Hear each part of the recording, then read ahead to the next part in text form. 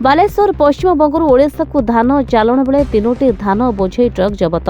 ସୂଚନା ଅନୁଯାୟୀ ଓଡ଼ିଶାରେ ଧାନର ସବସିଡି ଏମ୍ଏସ୍ପି ମୂଲ୍ୟ 3100 ଟଙ୍କାକୁ ବଢ଼ାଇବା ଫଳରେ ପଶ୍ଚିମବଙ୍ଗ ରାଜ୍ୟରୁ ଓଡ଼ିଶାକୁ ଧାନ ଆସିବା ଉପରେ କଟକଣା ଲାଗିଛି। ପଶ୍ଚିମବଙ୍ଗ ସୀମାନ୍ତ ଜଳେଶ୍ୱରର ବିଭିନ୍ନ ଗୋଳା ବାଟରେ ନାକାବନ୍ଦୀ କରିବା ସହିତ 3ଟି ମୋବାଇଲ ଏନ୍ଫୋର୍ସମେଣ୍ଟ ଟିମ୍ ଗଢ଼ାଯାଇ ଯାଞ୍ଚ ଚାଲିଥିବା ବେଳେ ବି ଧାନ ବ୍ୟବସାୟୀମାନେ ପଶ୍ଚିମବଙ୍ଗ ଧାନ ଆଣି ଚଢ଼ା ଦରରେ ବିକ୍ରି କରିବା ପାଇଁ ପ୍ରୟାସ ଆରମ୍ଭ କରିଛନ୍ତି।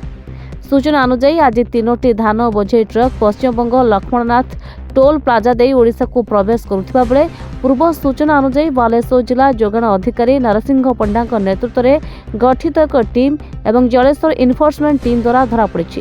ଏହି 3ଟି ଟ୍ରକ୍ରେ 1800 ବ୍ୟାଗ୍ ଧାନ, ଯାହାର ଆନୁମାନିକ ଓଜନ 900 କ୍ୱିଣ୍ଟାଲ ହେବ ବୋଲି ସୂଚନା ମିଳିଛି। ଏହି ଧାନ ଟ୍ରକ୍କୁ ଜବତ କରାଯାଇ ଜଳେଶ୍ୱର ଏଫ୍ସିଆଇ ଗୋଦାମରେ ରଖାଯାଇଛି।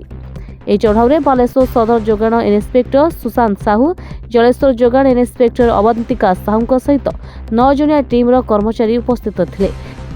ଧାନ ବୋଝେଇ ଟ୍ରକ୍କୁ ଜବତ କରିବା ସହିତ ଡ୍ରାଇଭର ଓ ହେଲ୍ପରକୁ ଅଟକ ରଖାଯାଇ ଅଧିକ ତଦନ୍ତ କରାଯାଉଥିବା ଜଣାପଡ଼ିଛି।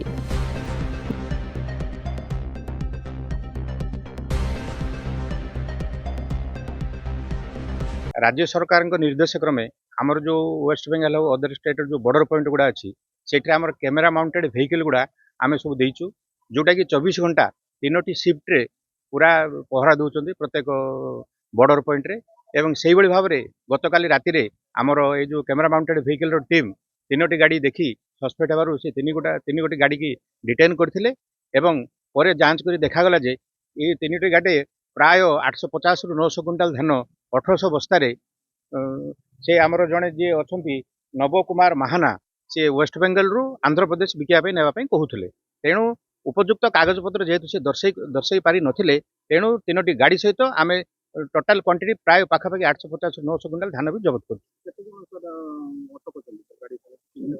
आमर 3टी गाड़ी और 3टी ड्राइवर अच्छा तेणु आम 3टी गाड़ी भी सीज कलु आ धान भी सीज कलु।